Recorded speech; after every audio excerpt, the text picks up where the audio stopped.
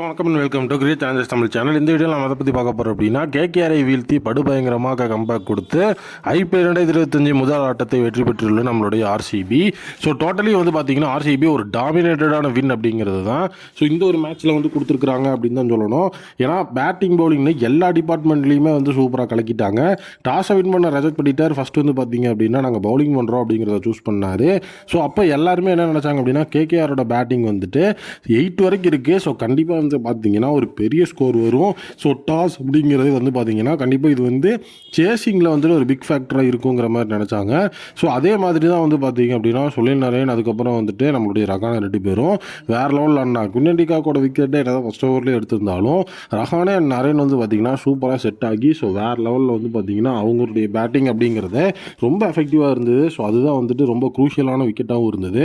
அஜிங்கிய ரஹானே ஒரு free follow போயிட்டு இருந்தாலும் சுனில் நரேன் ஸ்ட்ரகிள் ஆனதுக்கப்புறம் நல்ல ஒரு நாக் அப்படிங்கிறது ஆடினார். 5 பவுண்டரி 3 சிக்ஸர் நடிச்சு 26 பாலுக்கு 44 ரன்னு. அஜிங்கிய ரஹானே 31 பாலுக்கு 56. ஸோ அதுக்கப்புறம் வந்து பெருசாக யாருமே வந்துட்டு பெர்ஃபார்மன்ஸ் அப்படிங்கிறத கொடுக்கவே இல்லை. ஸோ அங்கிரிஷ் ரகுவன்சி பார்த்தீங்க அப்படின்னா 2 பவுண்டரி ஒரு சிக்ஸரோட 30 ரன் அப்படிங்கிறத அடித்தார். ஸோ குர்னல் பாண்டியா வெங்கடேஷ் ஐயரை வந்துட்டு ட்ராப் பண்ணி எடுத்த விக்கெட்லாம் வந்து பார்க்கும்போது செமையாக இருந்தது. ஏன்னா ஒரு இடத்துல வந்து பார்த்தீங்கன்னா ஆர்சிபியோட பவுலர்ஸ் வந்து போட்டு பொல வாங்கிட்டு இருந்தாங்க ரஹானே நரேன் கிட்ட. ஸோ அதுக்கப்புறம் அவங்களோட விக்கெட்டை அந்த இடத்துல நரேன் விக்கெட்டை வந்துட்டு ராசிக் சலாம்தார் எடுத்து கொடுத்து ரஹானோட விக்கெட்டை குர்னல் பாண்டியா எடுத்தோடனே வெங்கடேஷ் ஐயரோட விக்கெட்டையும் ட்ராப் பண்ணி குர்னல் பாண்டியாவே எடுத்தார். ரிங்கு சிங்கும் குர்னல் பாண்டியாவோட விக்கெட் அப்படிங்கிற அந்த இடத்துல காலியாக ஆர்சிபியோட பவுலிங் ரொம்ப எஃபெக்டிவாக மாறிச்சு. ஸோ டோட்டலி யாஸ்தேயால், ராஷிக் சலாம்தார், சுயாஷ் சர்மா 3 பேர் ஈச் ஒன் விக்கெட். பட் அந்த 3 விக்கெட்டுமே வந்து பார்த்தீங்கன்னா தான் உண்மையாகவே வந்து டேர்னிங் பாயிண்ட்டாக இருந்தது. ஏன்னா கீழே லோயர் டவுன் வரைக்கும் நமக்கு வந்து பேட்டிங் இருக்குது அப்படிங்கிற ஒரு விஷயத்தை கேகேஆர் நம்பியிருந்தாங்க. ரசலோட விக்கெட்டை சுயாஷ் சர்மா எடுக்கும்போது டோட்டலாக வந்து ஆர்சிபி கேமுக்குள்ளே வந்துட்டாங்க அப்படின்னு ரொம்ப சூப்பராகவே நமக்கு தெரிஞ்சது. ஸோ நிர்ணயிக்கப்பட்ட 20 ஓவர்களில் வந்து பார்த்தீங்க அப்படின்னா கொல்கத்தா நைட் ரைடர்ஸால் வெறும் 124 ரன் அடிக்க முடிஞ்சது. 175 ரன்ஸ் அடித்தா வின் அப்படின்னு ஒரு மிகப்பெரிய பிரம்மாண்டமான இலக்கோட தான் அங்கே கிளம்புறாங்க நம்மளுடைய ஆர்சிபி. ஏன்னா இந்த கிரவுண்டில் 220 ரன்ஸே வந்து பார்த்தீங்கன்னா சேசபிள் அப்படிங்கிற ஒரு விஷயம் இருக்குது. அது ஆல்ரெடி வந்து நம்ம லாஸ்ட் இயரே பார்த்துருக்குறோம். ஸோ அப்படி இருக்கும்போது 175 அப்படிங்கிறதெல்லாம் ஈஸியாக வந்து கெட்டபிள் தான். என்ன இந்த இடத்துல வந்து ப்ரைம் பவுலர்ஸ் இருக்கிறாங்க அப்படிங்கிற ஒரு விஷயம் இருந்துச்சு.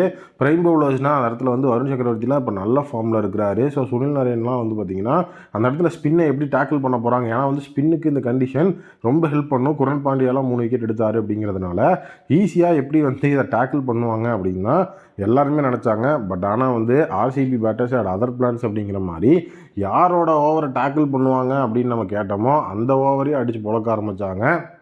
வைபவ் வராவோட ஃபஸ்ட் ஓவரில் 12 ரன் அடித்ததுக்கப்புறமா வருண் சக்கரவர்த்தியை 4th ஓவரில் இன்ட்ரடியூஸ் பண்ணாங்க. வருண் சக்கரவர்த்தியோட ஃபஸ்ட் ஓவர்லேயே வந்து பார்த்தீங்கன்னா 21 ரன் போட்டு ஃபில் சால்ட்டு பொழந்து விட்டார்.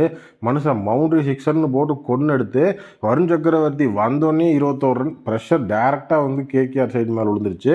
ஸோ ஆரம்பத்தில் இருந்தே வந்து ஃபில் சால்ட் அதிரடி தான் காட்டிகிட்டு இருந்தார். கூட வந்து பார்த்தீங்கன்னா அப்பப்போ நம்மளுடைய விராட் கோலியும் பவுண்டரி 6 அப்படிங்கிறத போட்டு பொழக்க.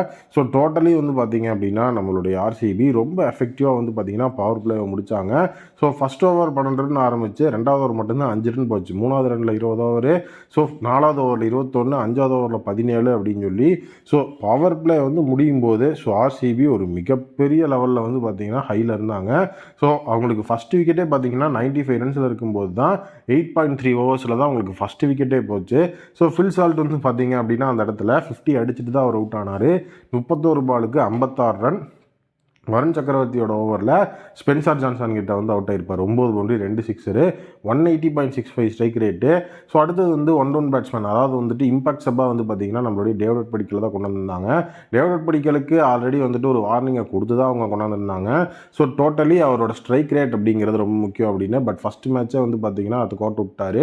10 பாலில் 10 ரன் ஒரே ஒரு பவுண்டரி 100 ஸ்ட்ரைக் ரேட்டு.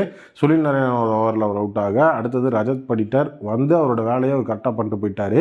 5 பவுண்டரி ஒரு சிக்ஸர் 16 பாலில் 34 ரன்னு. வைபவ் வராவோட ஓவரில் அவுட் ஆக. ஸோ அடுத்து வந்து லியாம் லிவிங்ஸ்டனும் நம்மளுடைய விராட் கோலி ஜோடிஸ் வந்து மேட்சை முடித்தாங்க.